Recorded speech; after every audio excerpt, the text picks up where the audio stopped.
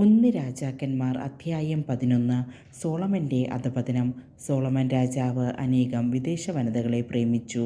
ഫറവോയുടെ മകളെയും മൊവാബ്യർ, അമ്മോന്യർ, എദോമ്യർ, സീദോന്യർ, ഹിത്യർ എന്നീ അന്യവംശങ്ങളിൽപ്പെട്ട സ്ത്രീകളെയും ഭാര്യമാരായി സ്വീകരിച്ചു. നിങ്ങൾ അവരുമായി വിവാഹബന്ധത്തിൽ ഏർപ്പെടരുത്. അവർ നിങ്ങളുമായും അവർ നിങ്ങളുടെ ഹൃദയങ്ങളെ തങ്ങളുടെ ദേവന്മാരിലേക്ക് വശീകരിച്ച് കളയുമെന്ന് അവരെക്കുറിച്ച് കർത്താവ് അരുളി ചെയ്തിരുന്നു. സോളമനാകട്ടെ അവരെ ഗാഢമായി പ്രേമിച്ചു. അവന് രാജ്ഞിസ്ഥാനമുള്ള 700 ഭാര്യമാരും 300 ഉപനാരികളുമുണ്ടായിരുന്നു. അവർ അവൻ്റെ ഹൃദയം വ്യതിചലിപ്പിച്ചു. സോളമന് വാർദ്ധക്യമായപ്പോൾ ഭാര്യമാർ അവൻ്റെ ഹൃദയത്തെ അന്യദേവന്മാരിലേക്ക് തിരിച്ചു. പിതാവായ ദാവീദ് ദൈവമായ കർത്താവിനോട് വിശ്വസ്തനായിരുന്നതുപോലെ അവൻ അവിടുത്തോട് പരിപൂർണ വിശ്വസ്തത പാലിച്ചില്ല. സോളമൻ സീദോന്യരുടെ ദേവിയായ അസ്താർത്തയെയും അമ്മോന്യരുടെ മ്ലേച്ഛ വിഗ്രഹമായ മിൽക്കോമിനെയും ആരാധിച്ചു. അങ്ങനെ അവൻ കർത്താവിൻ്റെ മുൻപിൽ അനിഷ്ടം പ്രവർത്തിച്ചു. തൻ്റെ പിതാവായ ദാവീദിനെപ്പോലെ അവൻ കർത്താവിനെ പൂർണ്ണമായി അനുഗമിച്ചില്ല. അവൻ ജെറുസലേമിന് കിഴക്കുള്ള മലയിൽ മോവാബ്യരുടെ മ്ലേച്ഛ വിഗ്രഹമായ കെമോഷിനും അമ്മോന്യരുടെ മ്ലേച്ഛ വിഗ്രഹമായ മോളെക്കിനും പൂജാഗിരികൾ നിർമ്മിച്ചു. തങ്ങളുടെ ദേവന്മാർക്ക് ധൂപാർച്ചന നടത്തുകയും ബലി സമർപ്പിക്കുകയും ചെയ്തിരുന്ന എല്ലാ വിജാതീയ ഭാര്യമാർക്കു വേണ്ടി അവൻ അങ്ങനെ ചെയ്തു. 2 പ്രാവശ്യം പ്രത്യക്ഷനാവുകയും അന്യദേവന്മാരെ സേവിക്കരുതെന്ന് ആജ്ഞാപിക്കുകയും ചെയ്ത ഇസ്രായേലിൻ്റെ ദൈവമായ കർത്താവിൽ നിന്ന് അവൻ അകന്നു പോവുകയും അവിടുത്തെ കൽപ്പനകൾ പാലിക്കാതിരിക്കുകയും ചെയ്തതിനാൽ അവിടുന്ന് അവനോട് കോപിച്ചു. കർത്താവ് സോളമനോട് അരുളി ചെയ്തു, നിന്റെ മനസ്സ് ഇങ്ങനെ തിരിയുകയും എൻ്റെ ഉടമ്പടിയും ഞാൻ നൽകിയ കൽപ്പനകളും പാലിക്കാതിരിക്കുകയും ചെയ്തതിനാൽ ഞാൻ രാജ്യം നിന്നിൽ നിന്ന് പറിച്ചെടുത്ത് നിന്റെ ദാസന് നൽകും. എന്നാൽ നിന്റെ പിതാവായ ദാവീദിനെ ഓർത്ത് നിന്റെ ജീവിതകാലത്ത് ഇത് ഞാൻ ചെയ്യുകയില്ല. നിന്റെ മകൻ്റെ കരങ്ങളിൽ നിന്ന് അത് ഞാൻ വേർപെടുത്തും. രാജ്യം മുഴുവനും എടുത്തുകളയുകയില്ല.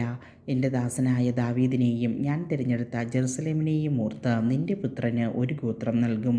കർത്താവ് ഏദോമ്യനായ ഹദാദിനെ സോളമനെതിരായി തിരിച്ചുവിട്ടു. അവൻ ഏദോം രാജവംശത്തിൽപ്പെട്ടവനായിരുന്നു. ദാവീദ് ഏദോമിലായിരുന്നപ്പോൾ സേനാനായകൻ യോവാബ് യുദ്ധത്തിൽ കൊല്ലപ്പെട്ടവരെ സംസ്കരിക്കാൻ അങ്ങോട്ടു പോയി. ഏദോംകാരിൽ പുരുഷന്മാരെയെല്ലാം അവൻ വധിച്ചു. ഏദോമിലെ പുരുഷന്മാരെ കൊന്നൊടുക്കുന്നതുവരെ 6 മാസക്കാലം യോവാബും ഇസ്രായേൽക്കാരും അവിടെ താമസിച്ചു. അക്കാലത്ത് ഹദാദും അവൻ്റെ പിതാവിൻ്റെ ദാസരായ ഏദോമ്യരിൽ ചിലരും ഈജിപ്തിലേക്ക് ഓടി രക്ഷപ്പെട്ടു. ഹദാദ് അന്ന് കൊച്ചുകുട്ടിയായിരുന്നു. മിദ്യാനിൽ നിന്ന് പുറപ്പെട്ട അവർ പാരാനിലെത്തി. അവിടെ നിന്ന് ആളുകളെ ശേഖരിച്ച് ഈജിപ്ത് രാജാവായ ഫറവോയുടെ അടുത്ത് ചെന്നു. ഫറവോ അവനൊരു ഭവനവും കുറച്ച് സ്ഥലവും ഭക്ഷണവും കൊടുത്തു. ഹദാദ് ഫറവോയുടെ പ്രീതി സമ്പാദിച്ചു. ഫറവോ തൻ്റെ ഭാര്യയായ തഹ്ഫ്നേസ് രാജ്ഞിയുടെ സഹോദരിയെ ഹദാദിന് ഭാര്യയായി കൊടുത്തു. ഹദാദിന് അവളിൽ ഗനൂബാത്ത് എന്നൊരു മകനുണ്ടായി. മുലകുടി മാറുന്നതുവരെ തഹ്ഫനേസ് അവനെ ഫറവോയുടെ കൊട്ടാരത്തിൽ വളർത്തി. അവൻ അവിടെ ഫറവോയുടെ പുത്രന്മാരോട് കൂടെ വസിച്ചു.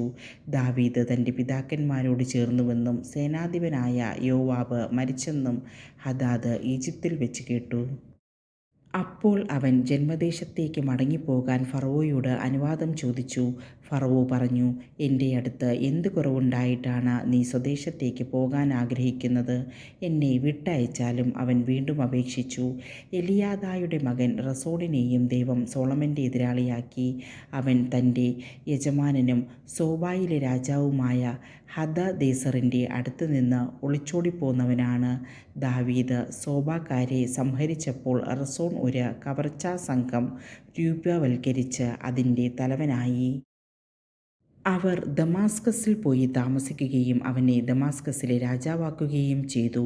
സോളമൻ്റെ കാലം മുഴുവനും അവൻ ഹദാദിനെ പോലെ ദുഷ്കൃത്യങ്ങൾ ചെയ്ത ഇസ്രായേലിൻ്റെ ശത്രുവായി ജീവിച്ചു. അവൻ ഇസ്രായേലിനെ വെറുത്തുകൊണ്ട് സിറിയയിൽ ഭരണം നടത്തി. സോളമൻ്റെ ഭൃത്യനും സെരേദായിലെ എഫ്രായിമ്യനായ നെബാത്തിൻ്റെ മകനുമായ ജെറോബോവാം അവൻ്റെ അമ്മ സെരൂവ എന്ന വിധവയായിരുന്നു. രാജാവിനെതിരെ കരമുയർത്തി. അവൻ രാജാവിനെതിരായി പ്രവർത്തിക്കാൻ കാരണമിതാണ്. സോളമൻ മില്ലോ പണിയുകയും തൻ്റെ പിതാവായ ദാവീദിൻ്റെ നഗരത്തിലുണ്ടായിരുന്ന അറ്റകുറ്റങ്ങൾ തീർക്കുകയും ചെയ്തു. ജെറൊബോവാം വളരെ കഴിവുള്ളവനായിരുന്നു. പരിശ്രമശാലിയായ അവനെ സോളമൻ ജോസഫിൻ്റെ ഭവനത്തിലെ അടിമവേലയുടെ മേൽനോട്ടക്കാരനാക്കി. ഒരു ദിവസം ജെറൊബോവാം ജെറുസലേമിൽ നിന്ന് പുറത്തു പോകവേ ശീലോന്യനായ അഹിയ പ്രവാചകൻ അവനെ കണ്ടുമുട്ടി. അഹിയ ഒരു പുതിയ അങ്കി ധരിച്ചിരുന്നു. ആ വെളിംപ്രദേശത്ത് അവർ ഇരുവരും മാത്രമേ ഉണ്ടായിരുന്നുള്ളൂ. അഹിയ താൻ ധരിച്ചിരുന്ന പുതിയ അങ്കിയെടുത്ത് 12 കഷ്ണങ്ങളായി കീറി. അവൻ ജെറൊബോവാമിനോട് പറഞ്ഞു, 10 കഷ്ണം നീ എടുത്തുകൊള്ളുക. ഇസ്രായേലിൻ്റെ ദൈവമായ കർത്താവ് അരുളി ചെയ്യുന്നു, ഞാൻ സോളമൻ്റെ കയ്യിൽ നിന്ന് രാജ്യമെടുത്ത 10 ഗോത്രങ്ങൾ നിനക്ക് തരും. എൻ്റെ ദാസനായ ദാവീദിനെ ഓർത്തും ഇസ്രായേലിലെ എല്ലാ ഗോത്രങ്ങളിലും നിന്ന് ഞാൻ തിരഞ്ഞെടുത്ത ജെറുസലേം നഗരത്തെയോർത്തും അവന് ഒരു ഗോത്രം നൽകും. അവൻ എന്നെ മറന്ന സീദോന്യരുടെ ദേവി അസ്താർത്തയെയും മോവാബ്യരുടെ ദേവനായ കെമോഷിനെയും അമ്മോന്യരുടെ ദേവനായ മിൽക്കോമിനെയും ആരാധിച്ചു. അവൻ തൻ്റെ പിതാവായ ദാവീദിനെപ്പോലെ എൻ്റെ മാർഗത്തിലൂടെ ചരിച്ച് എൻ്റെ മുൻപിൽ നീതി പ്രവർത്തിക്കുകയോ എൻ്റെ കൽപ്പനകളും നിയമങ്ങളും അനുസരിക്കുകയോ ചെയ്തില്ല. എങ്കിലും രാജ്യം മുഴുവൻ ഞാൻ അവനിൽ നിന്ന് എടുക്കുകയില്ല. അവൻ്റെ ജീവിതകാലം മുഴുവൻ ഞാൻ തിരഞ്ഞെടുത്തവനും എൻ്റെ കൽപ്പനകളും നിയമങ്ങളും അനുസരിച്ചവനും എൻ്റെ ദാസനുമായ ദാവീദിനെയോർത്ത് ഞാൻ അവനെ രാജാവായി നിലനിർത്തും. എന്നാൽ ഞാൻ അവൻ്റെ പുത്രൻ്റെ കയ്യിൽ നിന്ന് രാജ്യമെടുത്ത 10 ഗോത്രങ്ങൾ നിനക്ക് തരും. എങ്കിലും എൻ്റെ നാമം നിലനിർത്താൻ ഞാൻ തിരഞ്ഞെടുത്ത ജെറുസലേം നഗരത്തിൽ എൻ്റെ മുൻപിൽ എൻ്റെ ദാസനായ ദാവീദിന് സദാ ഒരു ദീപം ഉണ്ടായിരിക്കാൻ അവൻ്റെ പുത്രന് ഞാൻ ഒരു ഗോത്രം നൽകും. ഞാൻ നിന്നെ സ്വീകരിക്കും. നീ ഇസ്രായേലിൻ്റെ രാജാവായി യഥേഷ്ടം ഭരണം നടത്തും.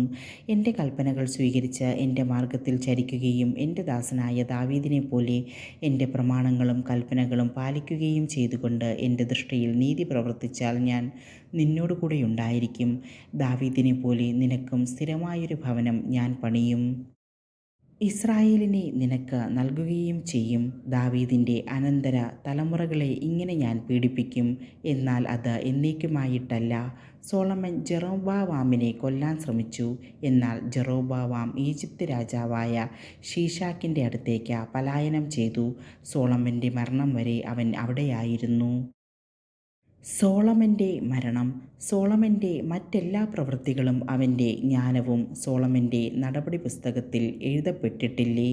സോളമൻ ജെറുസലേമിൽ 40 വർഷം ഇസ്രായേൽ ജനത്തെ ഭരിച്ചു.